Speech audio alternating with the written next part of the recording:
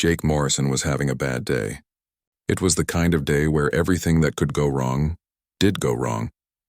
The coffee machine broke down in the morning. Then he spilled oil on his boots. Now, at 3 p.m, he was crawling through a narrow maintenance tunnel on Unity Prime, the giant space station floating above Earth. Unity Prime was supposed to be humanity's big moment. After years of being alone in space, humans had finally been invited to join the Galactic Council. The station was built to welcome alien ambassadors and diplomats from all over the galaxy. It was shiny and new and impressive. At least the parts that visitors could see were impressive. The parts where Jake worked were different. Dark tunnels, exposed wires, and the constant smell of machine grease. But Jake didn't mind. He liked fixing things. He liked making stuff work. He just didn't like crawling through tight spaces with a cup of coffee in one hand and a toolbox in the other. He finally reached the broken air filter and got to work. 20 minutes later, he was done. The filter hummed back to life. Jake smiled. Another problem solved. He started crawling back through the tunnel. That's when it happened. Jake pushed open the maintenance hatch and climbed out into a hallway. But this wasn't the right hallway. This was one of the fancy diplomatic corridors. Everything was clean and white and completely off limits to maintenance workers like him. Before he could duck back into the tunnel, someone walked around the corner. Jake bumped straight into them. His coffee flew out of his hand and splashed all over his denim jacket. The cup clattered to the floor. Jake swore under his breath and looked up at whoever he'd hit. His eyes went wide. The person wasn't human. She was tall and elegant with skin that shimmered like blue water in sunlight. Her eyes were huge and dark like pools of ink. She wore a simple gray cloak that hid most of her body. But Jake could see strange markings on her hands that seemed to glow faintly. An Azurian. Jake had seen pictures but never met one in person. The Azurians were one of the most powerful civilizations in the galaxy. They were basically space royalty. The Azurian looked at Jake with curiosity. Then she looked down at the coffee cup on the floor. Then at Jake's stained jacket. Jake pulled off his jacket quickly. It was old and worn anyway, covered in patches from his old job back on Earth. Now it was also covered in coffee. Great. Just great. The Azurian tilted her head. She spoke in careful, formal English. Her voice was like music, each word perfectly pronounced. It sounded like she had learned English from a textbook. "What is that garment?" she asked, pointing at the jacket in Jake's hands. Jake blinked. It's a jacket. You know, to keep warm." The Azurian moved closer, examining the jacket with genuine interest. "Humans require external coverings for temperature regulation." How inefficient. Jake couldn't help but smile. She said it so seriously. "Yeah, well, we can't all have fancy temperature-adapting skin like you guys." She reached out and touched the jacket. Her fingers traced over the worn patches and the coffee stains. She seemed fascinated by how rough and imperfect it was. "This is interesting," she said. "It appears well used. It has character." Jake laughed. Character. That was one way to describe his beat-up old jacket. Yeah, it's got character all right. It's also got oil stains and now coffee stains. Real fashionable. The Azurian looked up at him with those huge dark eyes. "May I try wearing it?" Jake was so surprised he almost dropped the jacket again. An alien diplomat wanted to wear his gross maintenance jacket. Was she serious? But she looked completely serious. No smile, no joke. She really wanted to try it. Jake shrugged. "Sure, why not? But I'm warning you, it's not exactly clean, and it probably smells like engine grease." He held out the jacket. The Azurian took it carefully like it was something precious. She turned it over in her hands, examining every patch and stain. Then she slipped it on over her cloak. It looked ridiculous. The jacket was too small for her tall frame. The sleeves barely reached her wrists. The denim clashed terribly with her shimmering blue skin and elegant cloak. But something strange happened. The Azurian's face changed. Her eyes seemed to brighten. The corners of her mouth turned up in what might have been a smile. "This is wonderful," she said softly. "I feel different. Less formal." Jake didn't know what to say to that. Before he could think of a response, he heard voices and footsteps. Multiple footsteps. Coming fast, a group of people rushed around the corner. More Azurians, these ones wearing official-looking armor. And behind them, a stressed-looking human woman in a diplomatic uniform. Her name tag read Commander Lisa Grant. One of the armored Azurians saw the female Azurian wearing Jake's jacket and froze. His face went through about 5 different expressions in 2 seconds: shock, Horror, anger, confusion, more horror. Your Highness, he shouted. What are you doing in this sector? And what is that thing you are wearing? Jake's brain short-circuited. Your Highness, Highness? The female Azurian straightened up. Suddenly she looked very royal. Very official. Very much like someone who should not be wearing a greasy maintenance jacket. I was exploring Corthanus, she said calmly, and this human was kind enough to share his jacket with me. Commander Grant looked like she might faint. She turned to Jake with an expression that clearly said, What have you done? Jake held up his hands. I didn't know. She just asked to try it on. Corthanus stepped forward. He looked angry enough to blast Jake out an airlock. You gave the princess your dirty work clothing? Do you have any idea how inappropriate that is? The princess held up one hand. Everyone went quiet. She had that kind of authority. He did not give it to me. I asked to try it. The fault is mine, not his. She looked at Jake. Those huge eyes seemed to see right through him. Thank you for your kindness, Jake Morrison. She must have read his name patch. I will remember this. Then she carefully took off the jacket and handed it back to him. Her fingers lingered on the fabric for just a moment, like she didn't really want to let go. Corthanus and the other guards quickly surrounded the princess and led her away. Commander Grant stayed behind, pinching the bridge of her nose. Morrison, she said slowly. That was Princess Velshara, third in line to the Azurian throne, one of the most important people in the galaxy. Jake looked down at his jacket, then back at the commander. Oops. 3 days later, Jake was watching the news feeds during his lunch break. Danny Chen, his best friend and fellow maintenance worker, sat down next to him with a tray of something that might have been food. Dude, Danny said, are you seeing this? The screen showed Princess Velshara at some official diplomatic event. She was wearing elaborate royal robes covered in jewels and precious metals. She looked perfect and untouchable and completely out of Jake's world. But then Jake saw it. Under the royal robes, she was wearing something blue and worn. Something with patches. Something that looked suspiciously like a denim jacket. His jacket. She was wearing his jacket. Danny nearly choked on his lunch. Is that your jacket? Jake couldn't speak. He just stared at the screen. The princess looked directly at the camera for just a moment, and Jake could have sworn she was smiling. 3 weeks had passed since Jake gave his jacket to Princess Velshara. 3 weeks, and the galaxy had not stopped talking about it. Jake learned this the hard way when he walked into the station's main cafeteria, and everyone stared at him. Some people whispered. Some pointed. One guy actually asked for his autograph. It turned out that Princess Velshara had worn his jacket to every single diplomatic event she attended. Every meeting, every ceremony, every official appearance.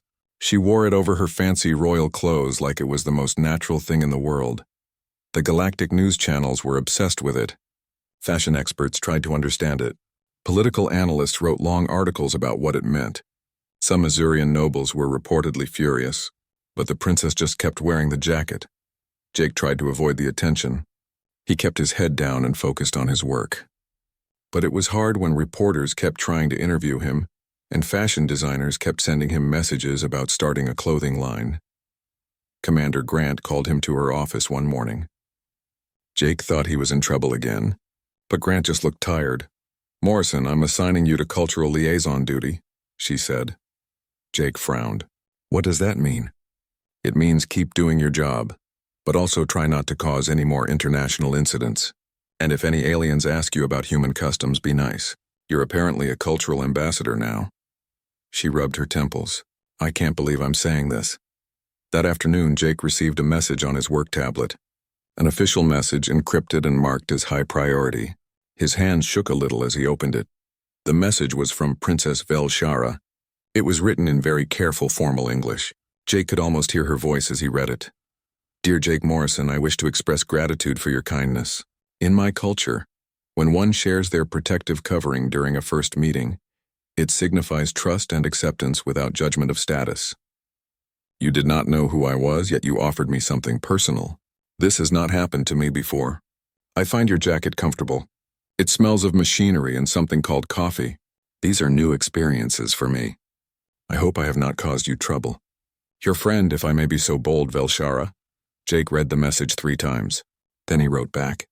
He kept it simple and honest. Dear Velshara, I'm glad you like the jacket. Honestly, I didn't think much about it when I let you try it on. It was just a joke. But if it makes you happy, that's cool. You can keep wearing it if you want. And yes, you can call yourself my friend, Jake. He hit send before he could overthink it. A maintenance worker being pen pals with alien royalty. His life had gotten weird. To his surprise, Velshara wrote back the next day. And the day after that. And the day after that. Soon they were exchanging messages regularly. She asked him about Earth, about his work, about human food and music and culture. Jake found himself actually enjoying their conversations. Velshara was curious about everything. She wanted to know why humans listened to rock music when it was so loud and chaotic. She asked about hamburgers even though she couldn't eat them. She wondered why humans had so many different words for emotions when Azurians only had a few formal terms. Jake learned about her world too. The Azurians were an old civilization, thousands of years older than humanity. They valued honor and ceremony above almost everything else. Every aspect of their lives was carefully planned and controlled.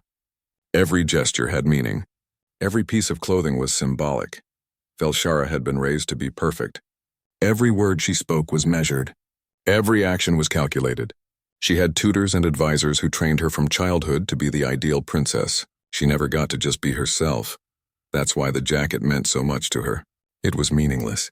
It had no ceremony, no symbolism, no careful planning behind it. It was just a worn piece of clothing that Jake had offered without thinking.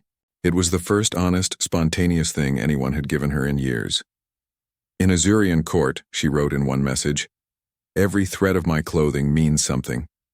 The color shows my rank. The pattern shows my family. The style shows my role. Your jacket means nothing.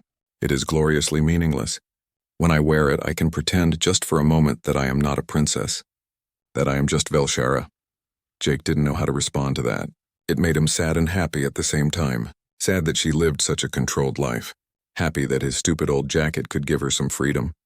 Not everyone was happy about their friendship. Danny warned him to be careful. Commander Grant told him not to get too attached. And then Jake received a private message from Corthanus, the princess's guard. The message was cold and formal. "Jake Morrison, I feel it is my duty to warn you. The princess is young and idealistic. She is curious about your species in your casual ways. But do not mistake her curiosity for true friendship. She has duties. She has responsibilities. When the time comes, she will fulfill her role in the Empire. Your species is but a moment in her long life. Do not build hopes that cannot be realized. This is not a threat. This is advice." Corthanus, Jake stared at the message for a long time. Part of him was angry. Part of him knew Corthanus was probably right. Velshara was a princess with a whole life planned out for her. Jake was nobody special. A friendship between them didn't make sense, but he didn't stop writing to her. And she didn't stop writing back. One day, a package arrived at Jake's quarters.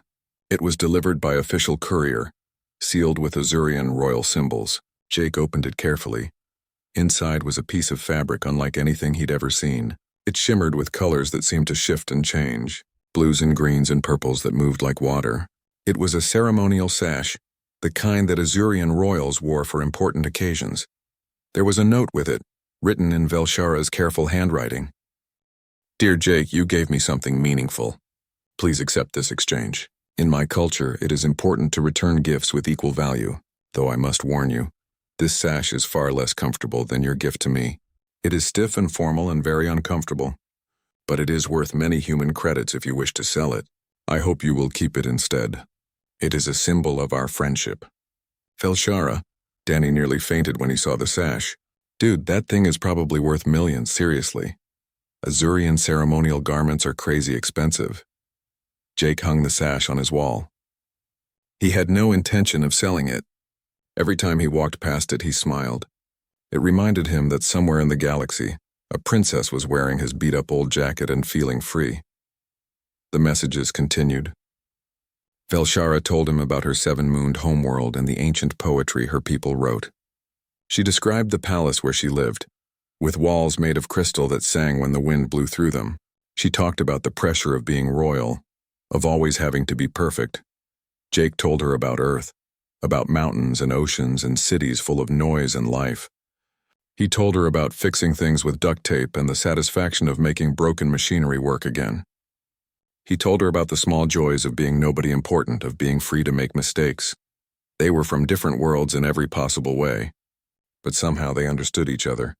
The jacket phenomenon continued to grow. Human fashion designers started making casual jackets inspired by Jake's original. Some Azurian youth, inspired by the princess, began wearing more casual clothing. Their elders were reportedly not pleased. One message from Velshara made Jake laugh out loud.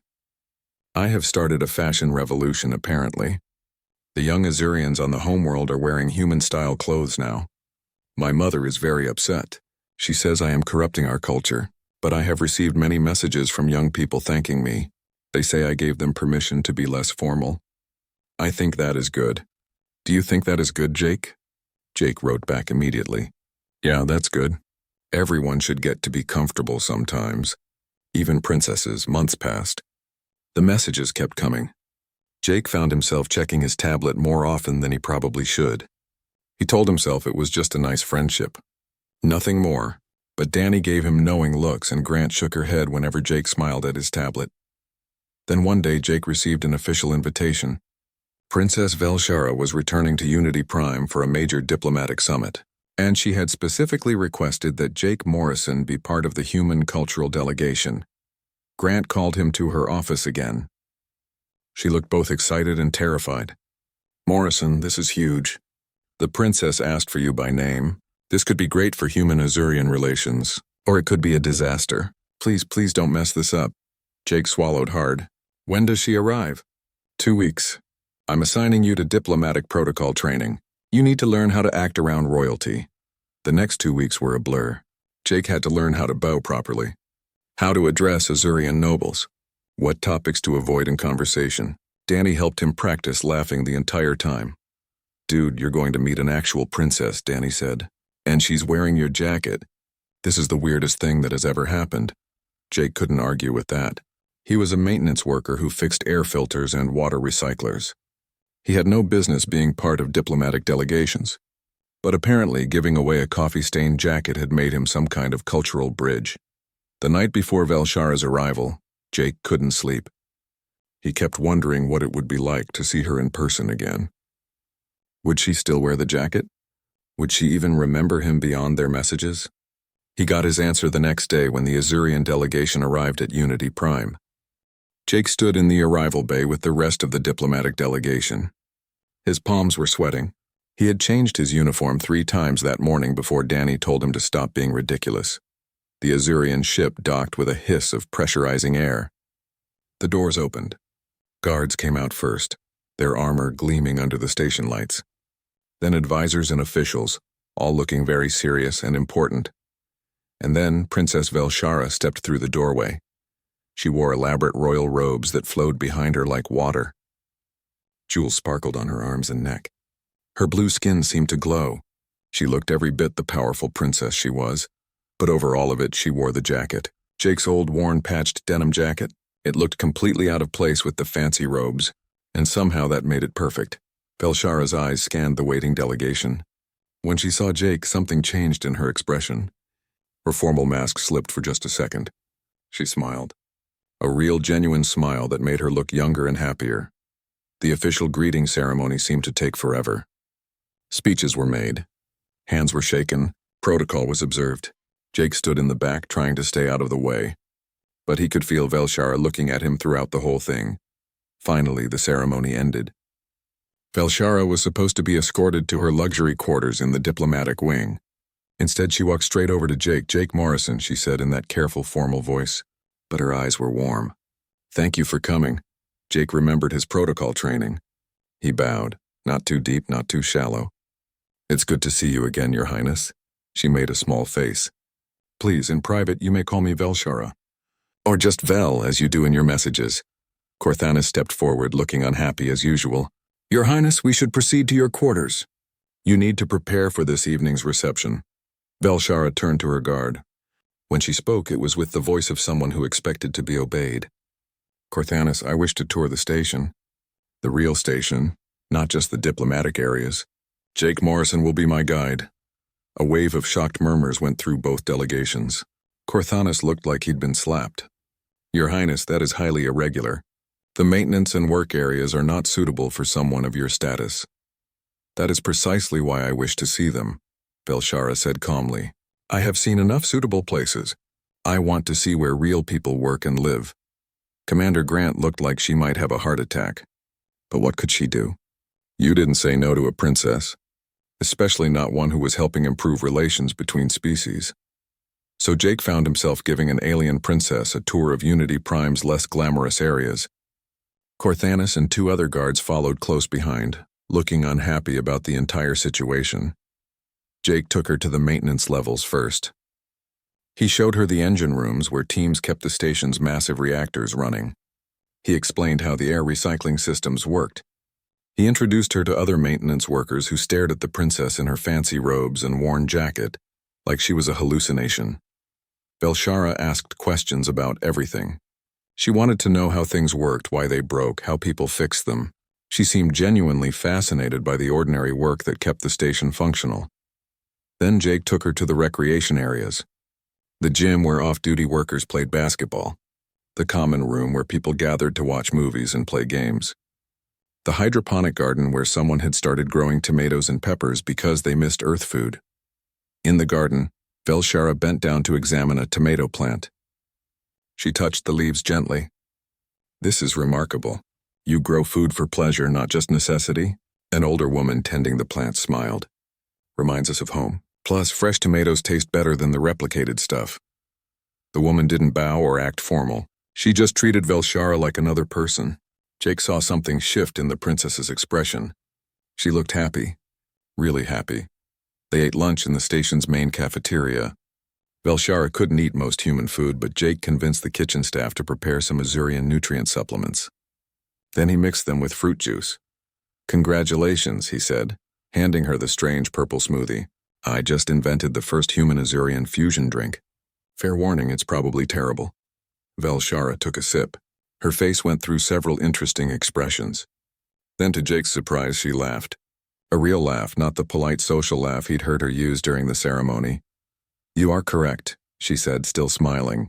This is terrible, but I appreciate the creativity. People in the cafeteria stared, not because a princess was there, but because they'd probably never heard an Azurian laugh like that before. Neither had Jake. After lunch, Jake showed her the observation deck. It was a large room with transparent walls that looked out into space. Earth hung below them, blue and white and beautiful. They stood there in silence for a while. Corthanis and the guards had stayed by the door, giving them a small amount of privacy. Why do you wear it everywhere? Jake finally asked, gesturing to the jacket. I mean, you could have any designer in the galaxy make you something better. Velshara was quiet for a moment. She looked out at Earth, then down at the jacket. Her fingers traced over one of the patches. Because when I wear it, I remember that I'm not just a princess, she said softly. Your jacket does not know my title. It does not care about my bloodline or my duties. When I wear it, I feel like I am just Velshara. A person, not a role. She turned to look at him. Do you understand? Jake nodded slowly. Yeah, I think I do. Velshara smiled again. That real smile. And it still smells a little like coffee and machinery.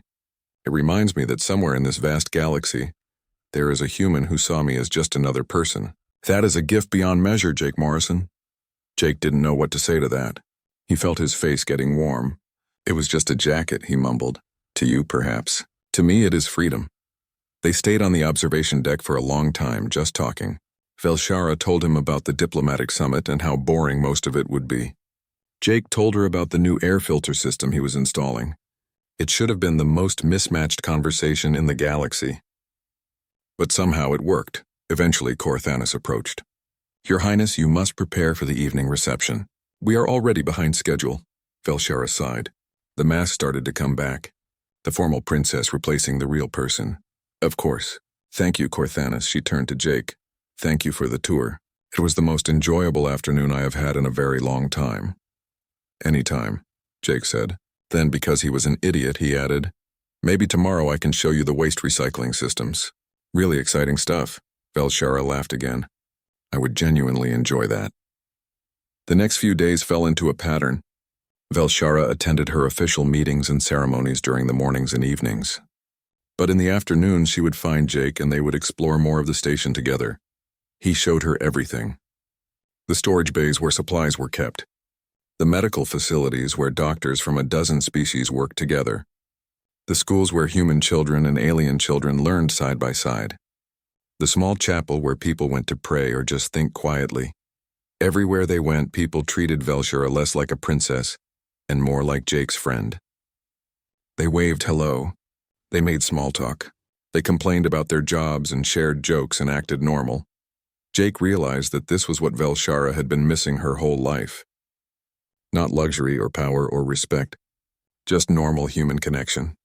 Just being treated like a regular person. On the fourth day, they were sitting in a quiet corner of the observation deck when Velshara's communication device beeped. She looked at it and her face went pale. Well, paler than usual for an Azurian. What's wrong? Jake asked. There has been an attack, Velshara said quietly.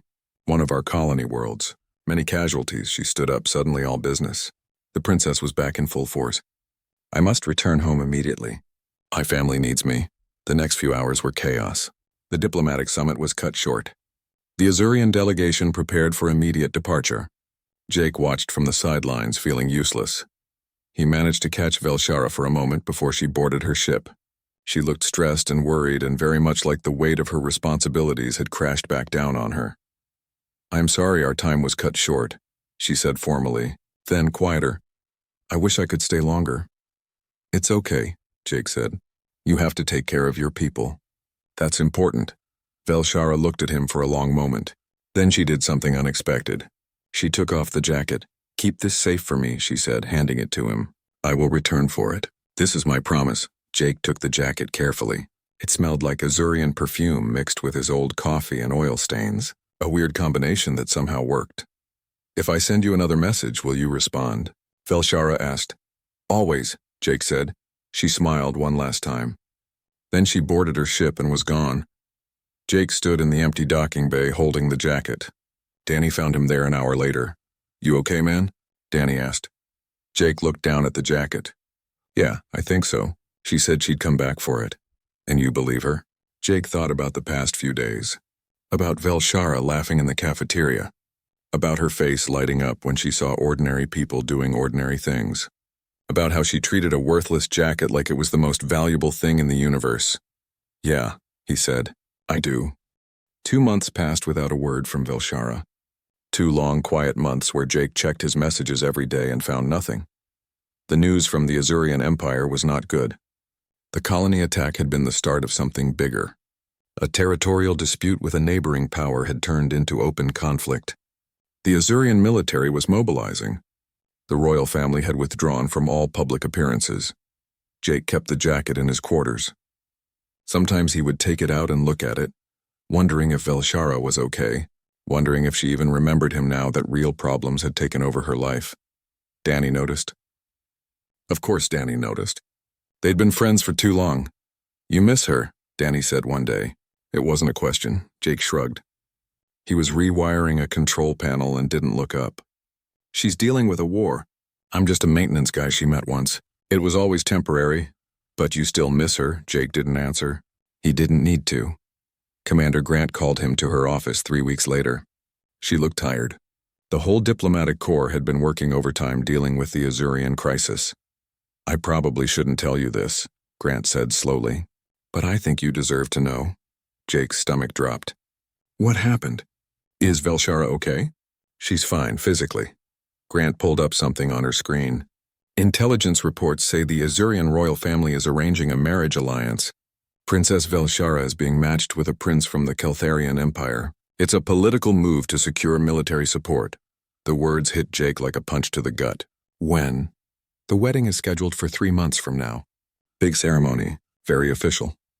Grant looked at him sympathetically. I'm sorry, Morrison. I know you two became friends. Jake nodded numbly. What could he say? What could he do? He was nobody. Velshara was a princess with responsibilities to her people. Of course she would marry whoever her family chose. That's what royalty did. That night, Jake sat in his quarters staring at the jacket. He felt stupid for caring so much. She was an alien princess. He was a maintenance worker. There was never going to be anything beyond a brief friendship. But damn, he'd thought she at least had more choice in her life. that wearing the jacket had meant something, that their conversations had given her some freedom. Apparently, freedom only went so far when you were born royal. His tablet beeped. Jake almost ignored it, but something made him check. It was a message. Audio only. Heavily encrypted. From Velshara. Jake's hand shook as he opened it. Her voice came through, quiet and sad and very tired. Jake, I am sorry for my silence. Things are difficult here. They tell me I must marry for the Empire. They tell me duty comes before personal wishes. I understand this. I have always understood this. But I wanted you to know that wearing your jacket taught me what it means to be free, even for a moment. I will not forget that. I will not forget you. Please do not think poorly of me for what I must do. Your friend, always Vel, the message ended. Jake played it 3 more times, hearing the sadness in her voice. She sounded defeated, resigned, like someone accepting a prison sentence. Something inside Jake snapped. He'd spent his whole life fixing things. Broken machines, malfunctioning systems. Problems that seemed impossible until you looked at them the right way. This felt the same. A person who needed help. A problem that needed solving. He couldn't fix a war. He couldn't change galactic politics. But maybe he could help Velshara feel less alone. Jake started working. He reached out to everyone he'd met during Velshara's visit. Maintenance workers, kitchen staff, teachers, doctors. He contacted the Azurian workers on Unity Prime who'd become friends with humans. He even sent a carefully worded message to Corthanis. To his surprise, Corthanis responded. The message was brief but not unfriendly. Jake Morrison, I have watched the princess for many years. She has always done her duty, but she has never been truly happy until she met you. I cannot support defying the royal family openly, but I can ensure certain communications reach her. What are you planning? Jake explained his idea. It was simple. He wanted to show Velshara that people cared, that the freedom she'd felt wasn't just a fantasy, that she'd touched lives by being herself. He started a message campaign, asked people to send words of support to the princess. Not to stop the wedding, he wasn't that naive, but just to let her know she wasn't alone. The response was overwhelming. Thousands of messages poured in, from humans and aliens alike, workers who'd met her during her visit, young Azurians who'd been inspired by her casual fashion, students who'd heard about the princess who wore a maintenance worker's jacket. Each message was simple and honest. Thank you for showing us that titles don't matter as much as kindness. Thank you for being real. Thank you for being brave enough to be yourself. You are not alone. Corthanis kept his word. He made sure the messages reached Velshara. 2 weeks later, Jake received another message. This time it was text, not audio. Velshara's words, Jake Morrison. I have read every message. I have wept tears, which is not proper for Azurian royalty, but I do not care. You have given me something even more valuable than freedom. You have given me the knowledge that I am seen, that I matter beyond my title. The wedding approaches. I will do my duty. But know this. Every day I wish I could wear your jacket. It is my greatest treasure. Whatever comes next, you change my life. That can never be taken from me. Thank you. Thank you. Thank you. Jake sat back in his chair. His eyes felt wet. He'd never felt so powerless and so powerful at the same time. He couldn't save her from her duty, but he'd reminded her that she mattered, that she was more than just a princess. Maybe that was enough, but deep down Jake knew it wasn't.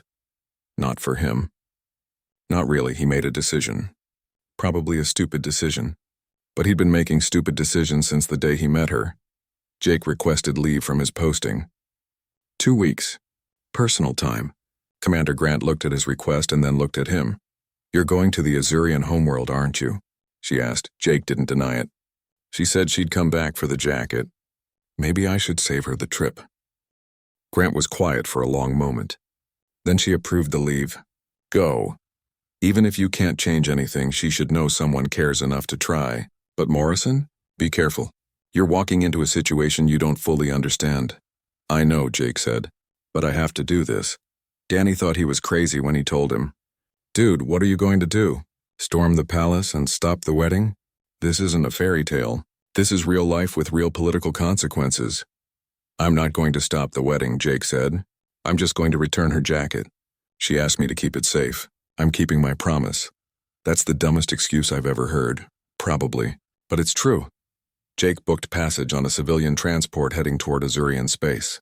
The journey would take 3 weeks through multiple jump gates. He brought very little with him. Just some clothes, his credentials, and the jacket. The jacket that had started everything. The jacket that had somehow become a symbol of freedom and friendship across the stars. The jacket that an alien princess treasured more than all her royal finery. As the transport jumped into hyperspace, Jake looked out at the streaking stars. He had no idea what he would do when he arrived.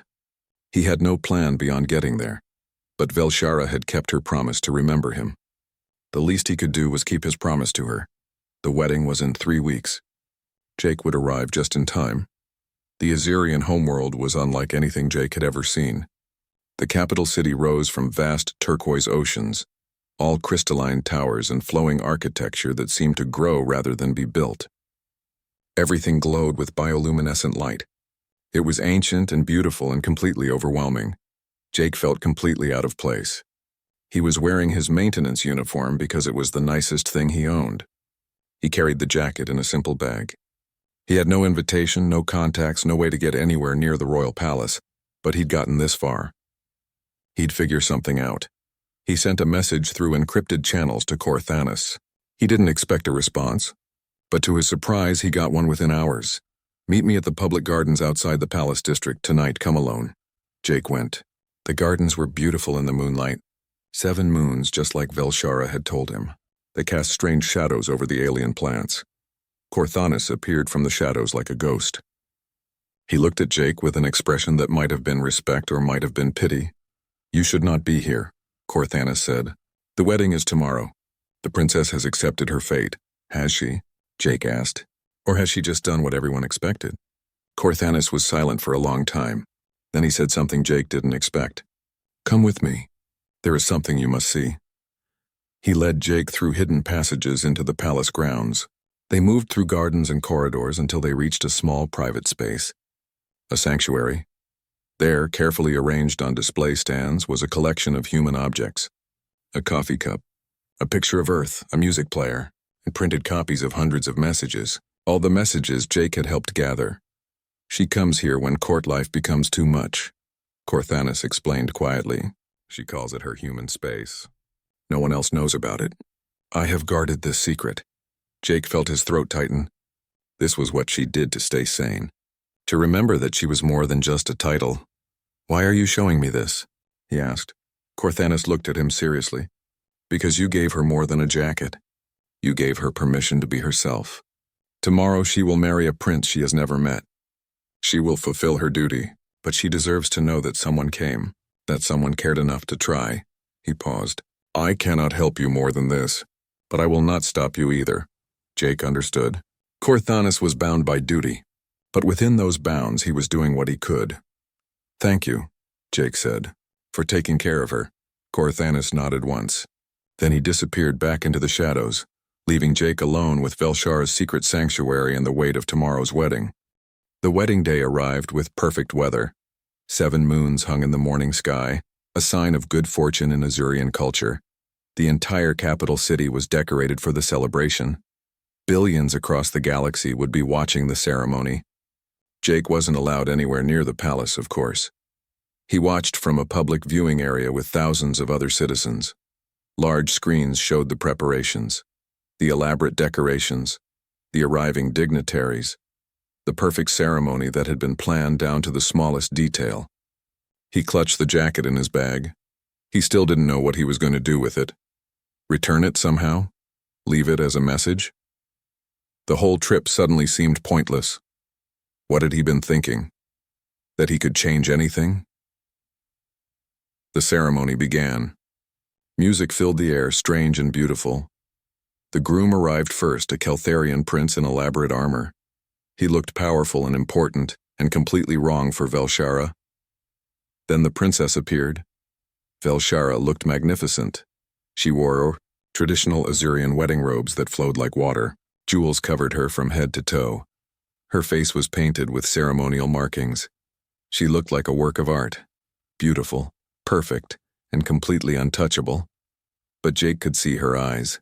Even on the screen, even through all the makeup and ceremony, he could see that her eyes were hollow, empty. like something inside her had already died.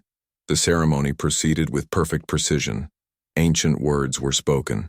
Blessings were given. The prince began his vows, his voice echoing through the palace halls. Then it was Velshara's turn. She opened her mouth to speak the words that would bind her forever to duty, to expectation, to a life that wasn't really hers. And she stopped. The silence stretched. The prince looked confused. The officiator prompted her gently, but Velshara just stood there, staring at nothing. Then she turned to face the assembled crowd. Billions watching across the galaxy, her family sitting in the front row with increasingly panicked expressions. When she spoke, her voice was clear and steady, not the formal princess voice. Her real voice. "I must speak truth," she said. "I have been taught that duty is everything, that personal desires are selfish, that a royal's life belongs to the empire. I have believed this my whole life," the crowd murmured. This was not part of the ceremony. "But I have learned something," Velshara continued, "from an unexpected teacher, a human who gave me his jacket as a joke. That simple gesture taught me that kindness does not require ceremony, that friendship does not care about status, that being true to oneself is not selfish. It is necessary." Jake's heart stopped. She was talking about him, about the jacket, in front of the entire galaxy.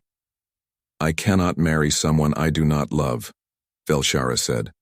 Her voice was stronger now. "I cannot live a lie, even for the empire. I will serve my people. I will fulfill my duties, but I will do so as myself, not as a perfect illusion." She turned to the prince. "I apologize for the dishonor. You deserve someone who can love you freely. I cannot be that person." The palace erupted in chaos. Officials shouted. The royal family looked horrified.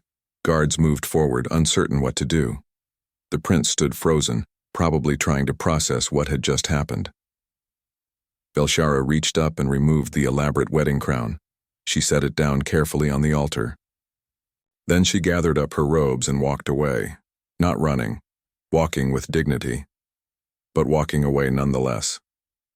The screens cut to confused commentators. The crowd in the viewing area exploded with conversation. Jake just stood there, stunned. She'd done it. She'd actually done it. She'd chosen herself. He didn't think. He just moved. Pushing through the crowd, heading toward the palace district. He had no idea how to get to her, but he had to try. He made it to the public gardens before security stopped him, but then a familiar figure appeared. Corthanis, looking stressed but determined. "She is looking for you," Corthanis said simply. "This way. Quickly." He led Jake through the chaos. Servants ran everywhere. Guards shouted orders. The entire palace was in disarray, but Corthanis moved with purpose, taking hidden passages that avoided the worst of the confusion. They emerged into the same garden where Jake had met Corthanis the night before. And there was Velshara. She was still in her wedding robes, still covered in jewels. But her face paint was smeared from tears. Her perfect hair was coming undone. She looked like she'd been running. When she saw Jake, her face transformed. The princess mask fell away completely. She was just Vel, just a person who'd made the hardest choice of her life. "Jake Morrison," she said, breathless. "I believe you have something of mine." Jake pulled the jacket from his bag. His hands were shaking. "Been keeping it warm for you." Velshara took it with both hands. She held it like it was the most precious thing in the universe. Then right there in the garden, she put it on over her priceless wedding robes. It looked completely ridiculous. A worn denim jacket over jeweled ceremonial robes. It clashed horribly with everything. It was perfect. "I am likely going to be exiled from the royal family," Velshara said. "My title may be stripped. I will be a scandal for generations. My family is furious. The political fallout will be severe." "So what are you going to do?" Jake asked. She smiled. That real, genuine smile he'd seen on Unity Prime. I am going to find out who Velshara is when she is not a princess. I am going to drink terrible coffee smoothies. I am going to listen to your strange human music. And I am going to wear this jacket every single day if I want to. Jake laughed. He couldn't help it. Sounds like a plan. Will you help me? Velshara asked. I do not know how to be normal. I have never been allowed to try. Yeah, Jake said. I'll help you. Corthanis stepped forward. Your Highness, or should I say Velshara, I will arrange transportation to Unity Prime. It is neutral ground. You will be safe there while matters settle. Velshara looked at her guard with gratitude. You would do this for me? I have served you since you were young, Corthanis said. I have always wanted you to be happy. If this is what happiness looks like, then I will help you find it. 6 months later, Jake was fixing a water recycler in Unity Prime's maintenance section. It was a routine job, the kind he'd done 1,000 times before. You are doing it wrong, a voice said behind him. Jake turned to see Vel standing there. She wore simple clothes now, comfortable pants and a shirt that humans wore. And the jacket, of course, always the jacket. She'd lost her royal title, as predicted. The Azurian Empire had officially disowned her, but she'd gained a new role as a cultural liaison and goodwill ambassador. She helped bridge understanding between species. She taught aliens about human casualness and taught humans about Azurian traditions. She lived in a small apartment on the station now, shared it with 2 other alien diplomats who'd become her friends. She attended movies and played games and did all the normal things she'd never been allowed to do, and sometimes she helped Jake with his maintenance work. She was terrible at it. But she was learning. How am I doing it wrong? Jake asked, amused. The filter needs to be rotated counterclockwise, not clockwise. I learned this last week. Jake checked. She was right. He grinned. Look at you, becoming a real maintenance tech. I am learning useful skills, Vel said proudly. Then she paused. Though I still do not understand why you use duct tape for everything. Because duct tape fixes everything, Jake said seriously. It's a universal truth. They finished the repair together. Then they headed to the cafeteria for lunch. Just 2 friends grabbing food after work. Nothing special. Nothing ceremonial. Other workers waved hello as they passed. Nobody bowed or acted formal. They just treated Vel like one of them. Because that's what she was now. Just another person trying to figure out life. Danny joined them at their table. He'd become friends with Vel too. He was teaching her about Earth sports and she was teaching him Azurian poetry. It was a strange exchange, but it worked. So, Danny said, did you guys hear? The Azurian youth movement is huge now. They're calling themselves the Casual Revolution, all inspired by you, Vel. Vel looked uncomfortable. I did not mean to start a revolution. I just wanted to be myself. Sometimes that's all it takes, Jake said. Being yourself gives other people permission to do the same. Later that evening, Jake and Vel sat at their favorite spot on the observation deck. Earth hung below them, peaceful and blue. They'd fallen into this routine over the months. Just sitting together, watching the planet turn, not needing to fill the silence with words. Do you ever regret it? Jake asked. Giving up the crown? Vel thought about it. Then she looked down at the jacket she was wearing. It was even more worn now. More patches had been added. A maintenance crew patch. A patch from her apartment building. A patch from the cultural exchange program she'd helped start. The crown was heavy, she said simply. This jacket is light. I made the right choice. She raised her coffee cup. Real coffee now. She'd learned to like it. To jokes that become something more. Jake clinked his cup against hers. To friendships that crossed the stars. They weren't romantic partners. Their species were too different for that. But they were something deeper. Best friends. Family, in the way that mattered most. 2 people who'd changed each other's lives by simply being honest with each other. Somewhere on the Azurian homeworld, the royal family was still dealing with the scandal. Some were angry, some were disappointed, but some, the younger ones especially, watched news feeds of the former princess. Saw her laughing with friends, saw her working ordinary jobs, saw her wearing that ridiculous human jacket with pride, and they thought, maybe there is another way to live. Maybe duty and happiness don't have to be enemies. Maybe being true to yourself is not selfish. Maybe it's the bravest thing you can do. The jacket phenomenon continued to grow. Young Azurians adopted more casual styles. Other alien species started questioning their own rigid traditions. It wasn't a revolution in the political sense. It was something quieter but just as powerful, a revolution of the heart. And it all started because a maintenance worker gave away his coffee-stained jacket as a joke. Because sometimes the smallest gestures create the biggest changes. Because kindness matters. Because being genuine in a world of ceremony is its own kind of rebellion. Jake looked over at Vel. She was watching Earth with a peaceful expression. The stress and sadness that had haunted her eyes during the wedding were gone. She looked content, free. "Hey, Vel," Jake said. "What do you want to do tomorrow?" She thought about it. "I would like to help you fix more things. And perhaps Danny can teach me this basketball game he keeps mentioning. And in the evening I will attend the poetry reading in the rec room. There is a Tlaxian engineer who writes beautiful verses about stars." Jake smiled. "Sounds like a good day?" "Yes," Vel agreed. "A very normal, ordinary, wonderfully good day. And for someone who'd spent her whole life being extraordinary, normal and ordinary was the greatest gift of all." The jacket hung on Vel's shoulders, worn and loved and meaningful beyond measure. It would stay with her for years to come. Through good times and challenges. Through new friendships and adventures. Through all the normal, ordinary, wonderfully messy experiences of actually living life instead of just performing it. It was just a jacket, but it was also proof that sometimes the simplest acts of kindness can change everything.